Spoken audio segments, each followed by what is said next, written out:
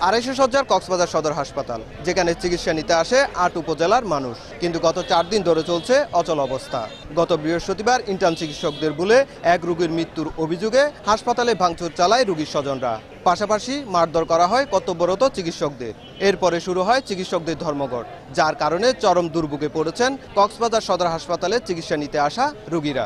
আমার রোগীরা এটা এডমিট হওয়ার কথা, আজকে এডমিট হয়ে অপারেশন হওয়ার কথা মঙ্গলবারে। তো এখন এরা বলতেছে মানে হাসপাতাল থেকে চিকিৎসা, কোনো ধরনের চিকিৎসা নাই, নিজ দায়িত্বভুক্ত হলে হবে, না হলে নাই। ওই ক্রাইসিসটা যখন সমাধান হবে তখন চিকিৎসা সেবা কন্টিনিউ হচ্ছে। ব্লাড দেওয়ার কথা, ব্লাড দেওয়ার লোক আসছে, এখন এরা কই যখন নিতে পারবে না, ডাক্তার নাই। ডাক্তারও বলছিল বলে এক ব্যাগ লেখি দাও, আজকেও আমার সমস্যা হবে। এরা কইতেছে না, এখানে লেখেও নাই, এখন আজকে দিতে পারবো না। চতুর্থ দিনের মতো আজ সকাল থেকে চলছে মানববন্ধন ও অবস্থান কর্মসূচি, যার কারণে হাসপাতালে কোনো গাড়ি কিংবা রোগীকে ঢুকতে দেওয়া হচ্ছে না।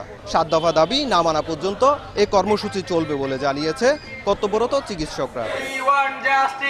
তবে এই অচল অবস্থা নিরসনে কাজ করছে বলে জানিয়েছে কক্সবাজার জেলা প্রশাসন।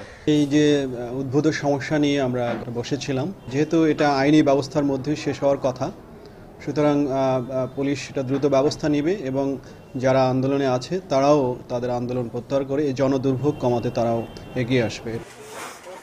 কক্সবাজার সদর হাসপাতালের এই অচল অবস্থার কারণে চরম দুর্ভোগে পড়া রোগীদের দাবি দ্রুত এই সমস্যার সমাধান। সুজাউদ্দিন রুবেল, সময় সংবাদ, কক্সবাজার।